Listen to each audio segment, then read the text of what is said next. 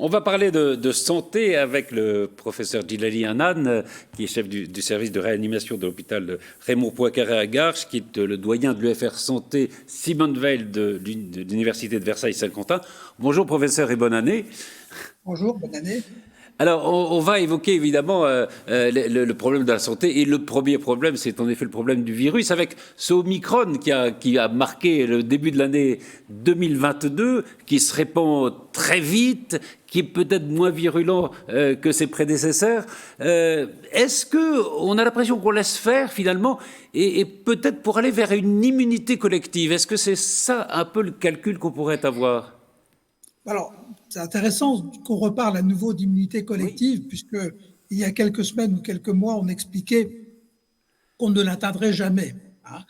Justement, du fait des variants, du fait de la difficulté à déployer la vaccination sur l'ensemble de la planète, et donc cette notion même d'immunité collective a été profondément remise en cause il y a quelques semaines à peine. Alors, ça veut dire quoi, immunité collective, hein? Ça veut dire qu'un individu qui n'a ni fait la maladie ni été vacciné serait protégé par le groupe qui, lui, aurait été ou vacciné ou ayant fait la maladie. Dans la réalité, comme la vaccination, malheureusement, n'empêche pas la transmission du virus, eh bien, c'est un facteur, vous voyez, qui compromet cette protection collective. Et on le vit aujourd'hui, puisque si Omicron se propage aussi vite et de façon aussi massive, alors que 91% de la population éligible en France est vaccinée, c'est bien la démonstration même que malheureusement, la vaccination ne permet pas d'empêcher le virus de circuler. Mais est-ce qu'on peut dire quand même que, alors en effet, elle n'empêche pas le virus de circuler, mais est-ce qu'on peut dire qu'elle atténue les formes graves de maladie d'une façon générale? Absolument. Et ça, c'est très clairement l'effet principal de la vaccination dans le cadre de la Covid-19, un effet remarquable qui est celui de prévenir les formes graves et l'évolution vers les formes graves. Et je voudrais dire, aujourd'hui, heureusement qu'on a 91% de la population éligible vaccinée, parce qu'avec le nombre de contaminations quotidiennes, eh bien, on voit qu'on aurait un nombre de formes graves qui viendraient déborder de façon massive les hôpitaux, et malheureusement, ce serait associé à un nombre de décès considérable. Donc on voit l'efficacité de la vaccination pour nous protéger des formes graves. Oui, justement, ce variant qui est très très contagieux, et n'a pas immobilisé l'hôpital comme on aurait pu le craindre. Bah, en tout état de cause, Pour l'instant, en tout cas. effectivement, il ne se traduit pas par une augmentation massive, en tout cas pour l'instant, des hospitalisations. En tout cas, pas au-delà, pas à faire déborder nos hôpitaux. Parce que la tension sur l'hôpital existe et la tension sur les services de réanimation existe aussi, hein. Les patients, ils sont très nombreux, ils arrivent tous les jours et on est quasiment à saturation. Mais honnêtement, encore une fois, ça n'est pas grand-chose par rapport à ce qu'on aurait pu attendre avec le nombre de contaminations quotidiennes. Il y a plusieurs explications à cela. La première, c'est qu'il est très vraisemblable, en effet, que le variant Omicron soit moins pathogène, moins virulent, au sens où il se développerait davantage au niveau des voies aériennes supérieures, au niveau de la gorge, du nez et de la bouche, et atteindrait beaucoup moins le poumon profond, contrairement au variant Delta, et donc engendrant moins de pneumonie et plus d'infections ORL. Ça, c'est une première explication. La deuxième explication, qui est au moins tout aussi importante, c'est que le variant Omicron arrive dans une situation où la vaccination est très largement déployée et par conséquent, nous, les personnes, nous avons une certaine forme de protection à son égard et nous ne sommes plus, si je peux m'exprimer ainsi, vierges de Ouais. toute protection, comme c'était le cas dans le passé. Et donc, c'est la combinaison de ces deux facteurs qui fait que, heureusement, Omicron ne se traduit pas par une tension excessive sur le système de santé. Quand le ministre de la Santé dit bon, c'est peut-être la dernière vague, est-ce que vous pensez que c'est un peu optimiste et qu'il faut plutôt s'attendre à voir comme ça d'autres variants qui risquent d'arriver et au fond s'habituer à vivre avec ce virus? Alors, c'est une expression maladroite, bien évidemment, parce que scientifiquement, rien ne supporte le fait, rien ne vient appuyer le fait, scientifiquement parlant, que ce serait la dernière vague. Par contre, et c'est là où je parle de maladresse, par contre, je pense que ce que voulait dire le ministre, c'est que c'est peut-être le tournant de la pandémie dans le sens où on aurait mis fin à la pandémie. Pandémie veut dire que le virus circule en même temps dans tous les pays de la planète. Et donc c'est cette étape-là qui pourrait être terminée en 2022, le virus ne disparaissant pas de la Terre, mais grâce à l'immunité engendrée par Omicron, eh bien, après Omicron, on se retrouverait avec des foyers épidémiques dans certains pays, mais pas en même temps, et on ne serait plus en phase pandémique. Ça, c'est quelque chose de probable, et je pense que c'est ce que voulait dire le ministre en disant que c'était la dernière vague. Alors, au-delà de la crise à laquelle vous faites face, vous-même d'ailleurs en tant que médecin, mais il y a aussi tout ce qu'on a appris de cette crise sanitaire. Il y a d'abord la situation de l'hôpital. Vous-même, vous avez été conseiller de ministre de la Santé. Est-ce que cette crise sanitaire risque de nous faire changer notre regard, au fond, sur les priorités en matière de santé? En tout cas, il le faudrait.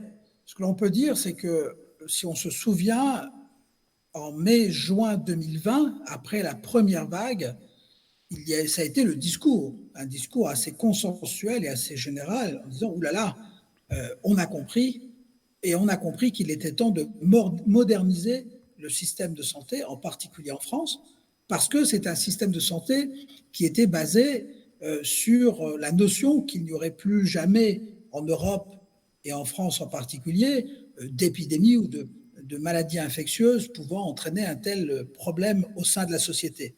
On était convaincus qu'il fallait organiser le système de santé pour traiter le cancer, pour traiter les maladies neurodégénératives, et que l'on n'avait pas à se soucier et qu'on n'avait plus à se préoccuper de ce type de menaces. Donc ça, il faut impérativement que l'on modifie les choses, qu'on reprenne ce discours, parce que il est clair que nous devons tout faire pour renforcer la part de l'organisation du système de santé consacrée à la prévention. C'est à la fois, et ça nécessite plusieurs actions importantes. Ça nécessite d'abord un investissement massif dans la prévention plutôt que dans les structures de soins. Ensuite, ça nécessite de modifier considérablement la formation des futurs soignants.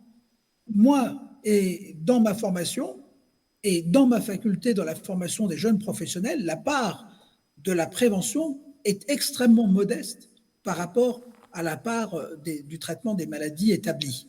Et donc ça aussi, c'est quelque chose qu'il faut profondément changer et repenser considérablement l'organisation de notre système de santé et la formation des soignants.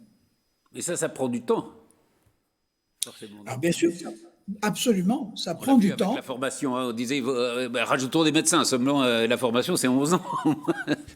Absolument. Et puis en plus, la question n'est pas, de mon point de vue, numérique, elle n'est pas au nombre.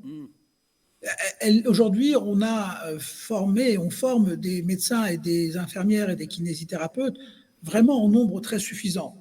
Par contre, c'est leur distribution, l'organisation, encore une fois, de l'offre de soins qui est aujourd'hui inappropriée aux problématiques de santé de notre société et de celles qui vont venir dans les prochaines années. Donc c'est moins le nombre de soignants à former que l'exercice de leur métier, la façon dont ils exercent et dont nous exerçons notre métier, et l'écosystème dans lequel nous exerçons notre métier.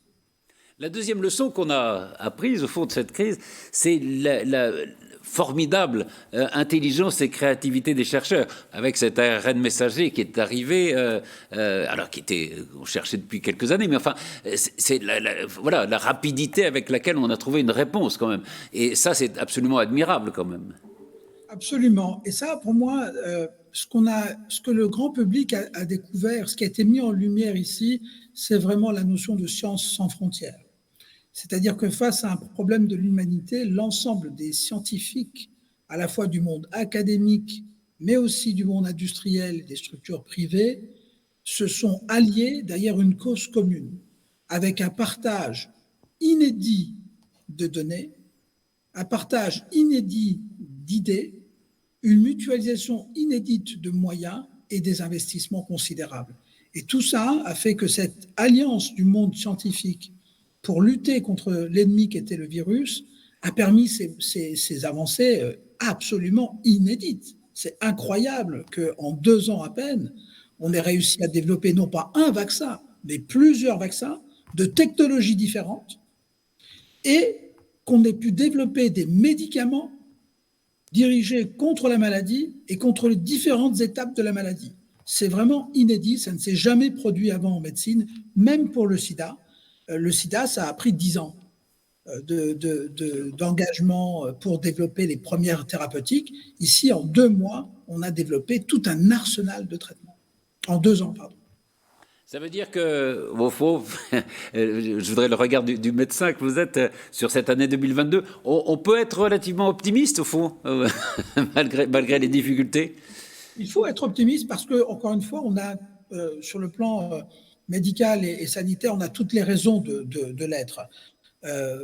On connaît très bien, je ne dis pas que ça va être la fin moi, de la pandémie ou de l'épidémie. Ce qui est certain, c'est qu'aujourd'hui, on connaît très bien la maladie. On est capable de prendre en charge les patients, on est capable de prévenir. Donc, il y a, du point de vue du contrôle de la Covid-19, on est dans une situation où l'on peut être serein.